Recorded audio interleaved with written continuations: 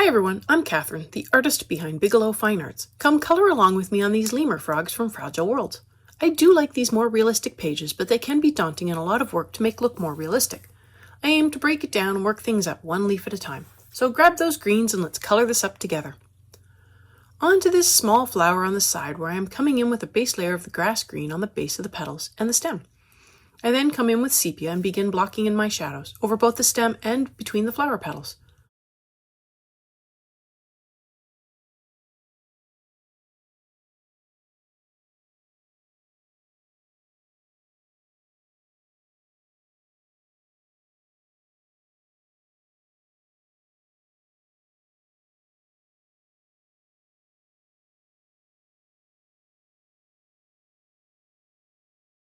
With the light flush, I blend down a light layer from the tip of the petal almost to the green.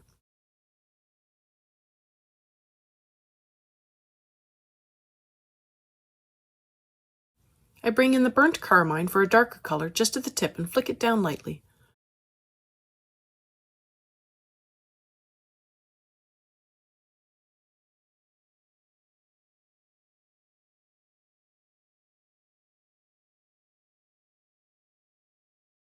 I blend the colors together with cream, blending the pinks into the green a little.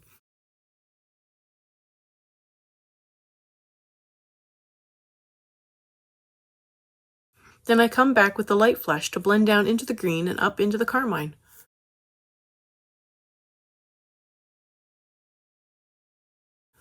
With the leaf green, I want to darken up some of the shadows where I placed the sepia.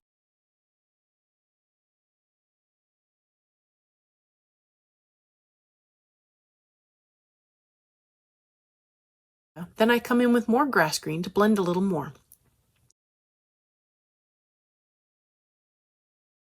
I add more cream to really get things blended together, especially in the middle.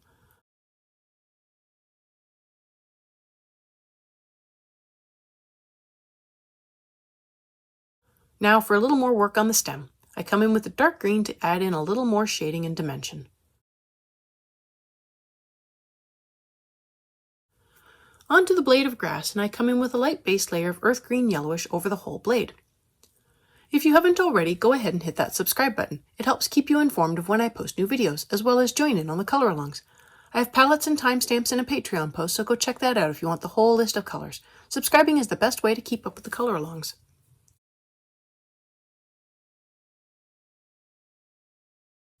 With the permanent green, I want to begin darkening up areas where the shadows would be forming, under the curl, along the side of the rib, at the base of the blade.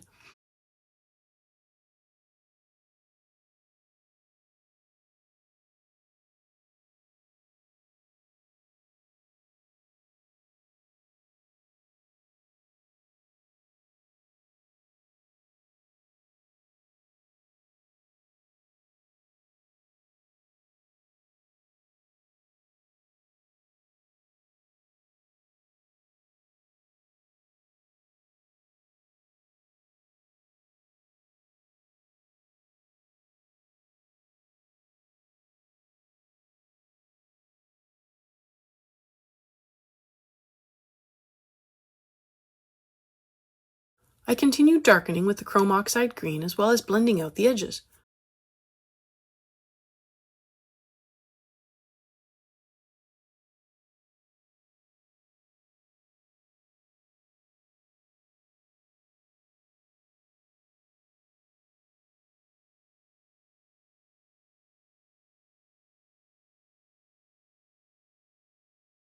I bring in some pine green to keep working up the shadows and blends.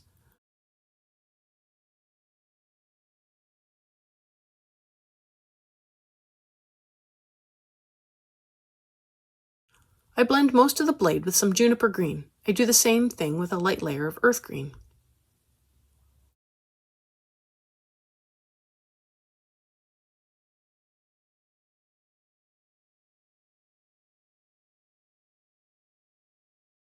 To really bring up the contrast for the shadows, I come in with sepia and put it in the darkest areas for now.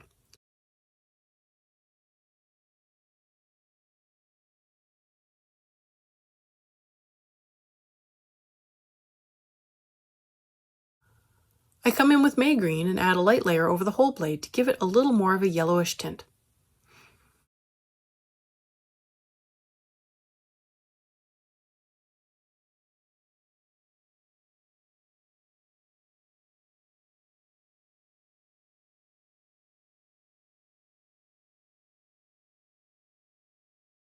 To add more contrast, I come in with the dark green in the areas with the darkest shadows and work them up a little. I blend everything out with earth green yellowish before heading over to add in another layer to the background. This is continuing the gradient and having it get lighter the higher up it goes. I will be adding in the earth green yellowish over the rest of the background, blending it down into the permanent green I last finished with. This part of the background has more space to fill in, and I definitely didn't put in enough layers. With light colors, it can be much harder to tell if there are enough layers. This is editing me coming in much later after blending with solvent, and that was how I knew there wasn't enough layers. As it is, when I finished layering, it looked fine. Only in the blending did I realize I didn't have enough pigment down to blend well.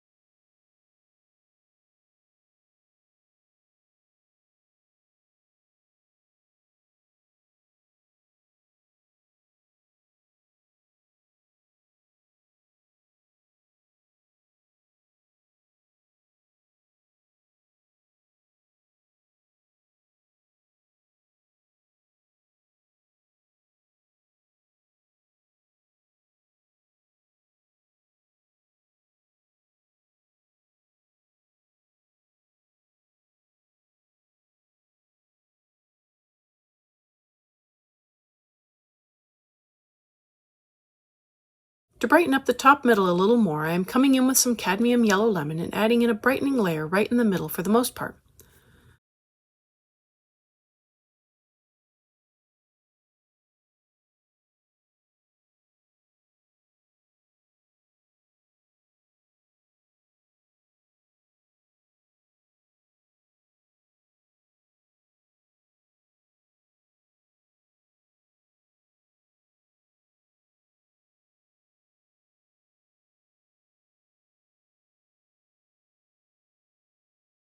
I come back in with the earth green yellowish and put down another layer. This helps blend the colors together and fills in the tooth of the paper. This still wasn't enough layers for blending with solvent, which will happen much later, but this does help blend out and smooth the colors as well as fill in some of the thinner spots.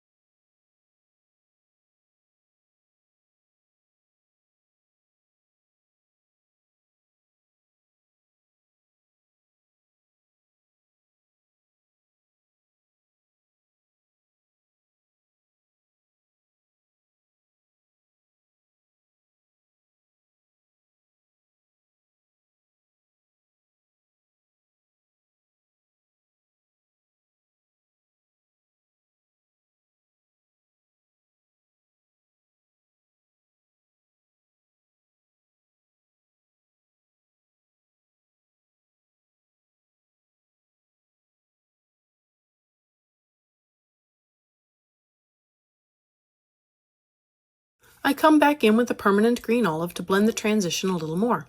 Also, I'm not sure why, but the left side of my background appears slightly more yellowish than my right side, so I'm trying to figure out how to get more of that yellowish tint around this flower.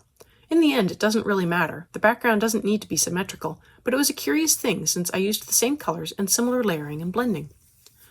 If you've made it this far and have enjoyed coloring along with me or just watching this page come together, I'd appreciate it if you'd give me a like and subscribe to stay informed of when I post more videos. It really helps me out. Check out my blog posts on Patreon. I have a short write-up, my palettes, and a list of the chapter breaks, and they're available for everyone. If you have any questions or page requests, please leave them below or reach out to me on social media. I put a list of chapter breaks in the show notes as well as a list of equipment I like to use. If you use any of my affiliate links, it really helps me out without costing you a thing. I post 3 times during the week, and subscribing is the best way to stay in the loop. On to this oddly stretched leaf. I am coming in with a base layer of May green over the whole leaf. Am I seeing things, or does this leaf seem oddly stretched, like the stem doesn't cover part of it, but rather split it and moved part of it over? Oh well.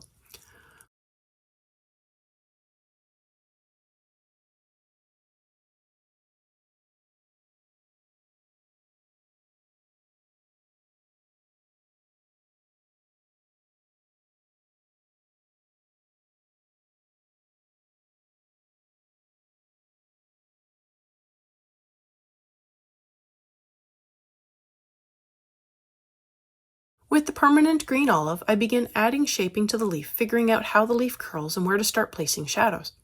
I definitely want them down the center vein and along the edges. I'm thinking this leaf is curling up from the center vein and then back down at the edges. So I will be leaving the center of the leaf lighter, which would be the top of the curl, and exposed to more light and therefore be brighter.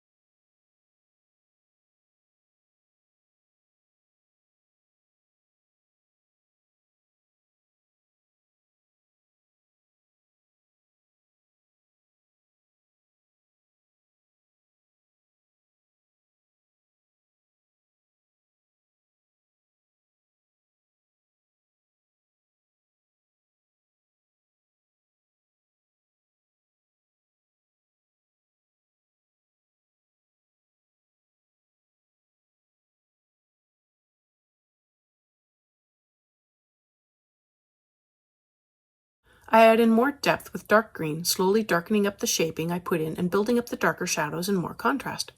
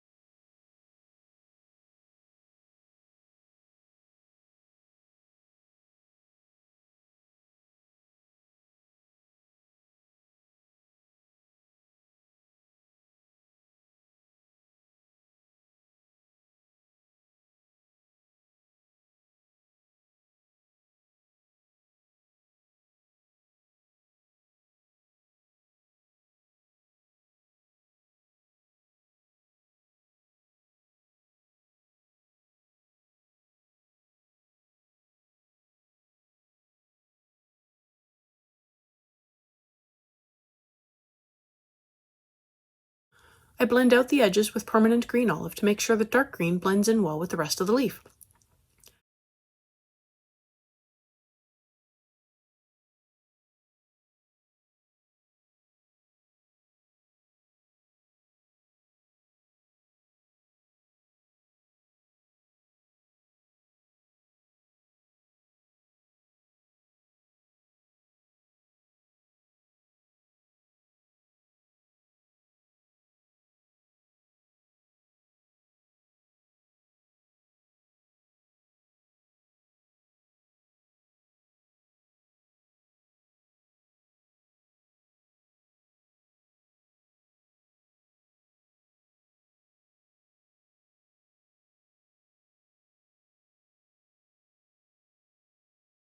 And now to bring up the contrast, I come in with sepia and darken the shadows and blend out the edges.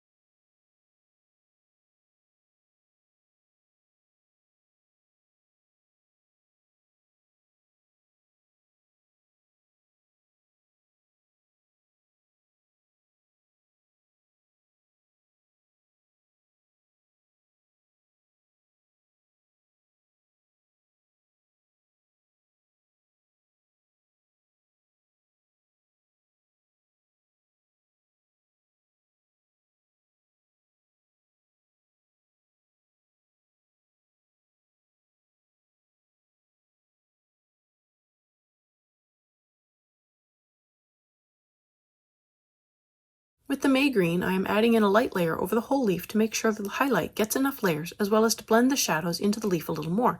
Make them look like they are part of the leaf and not just pasted onto the leaf.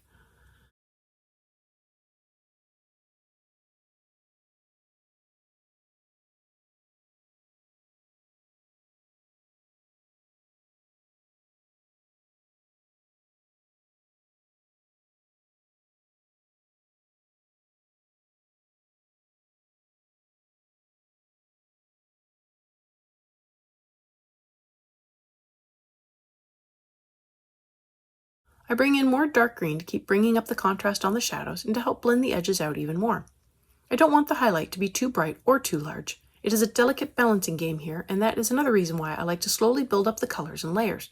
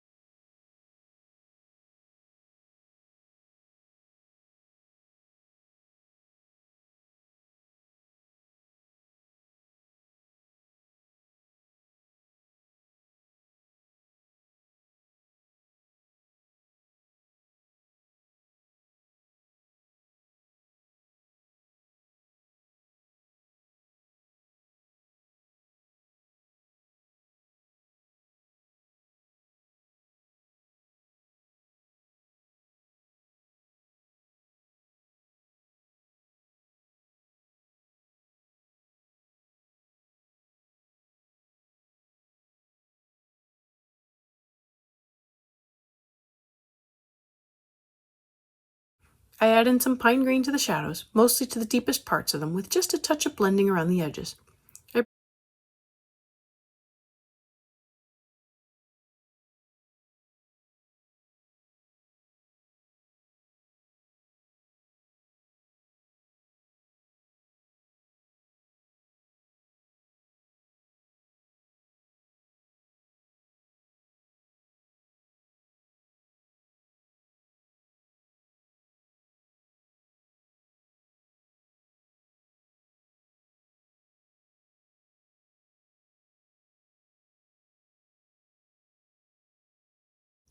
I bring in some juniper green, forgetting that the juniper green was for the grass, but it doesn't really matter. I blend it in along the edges.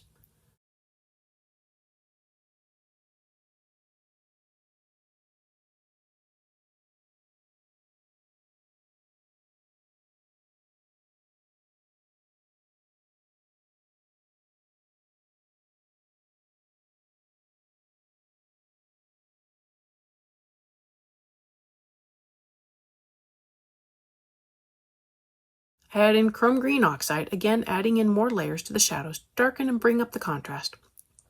I am really just in refining mode, making sure the colors are dark enough and the contrast is right.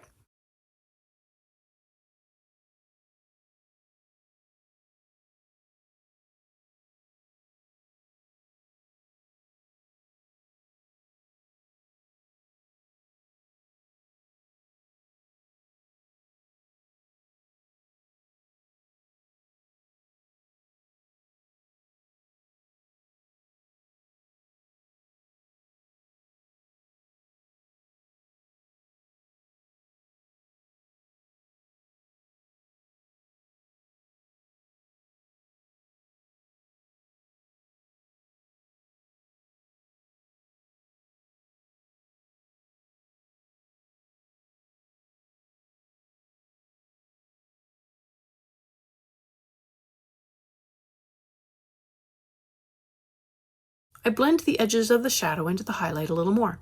This slowly brings down the size of the highlight so it doesn't take up quite so much of the leaf and will help with the contrast a little.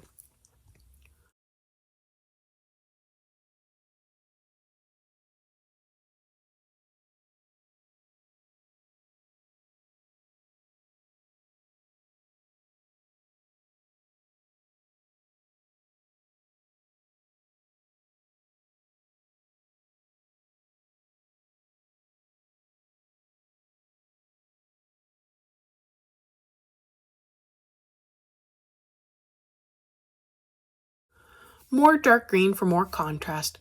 I keep it to the darkest parts of the shadow. That stem is a little hard to work around. It is hard to get the colors right up to it without it looking cut off or with a light halo.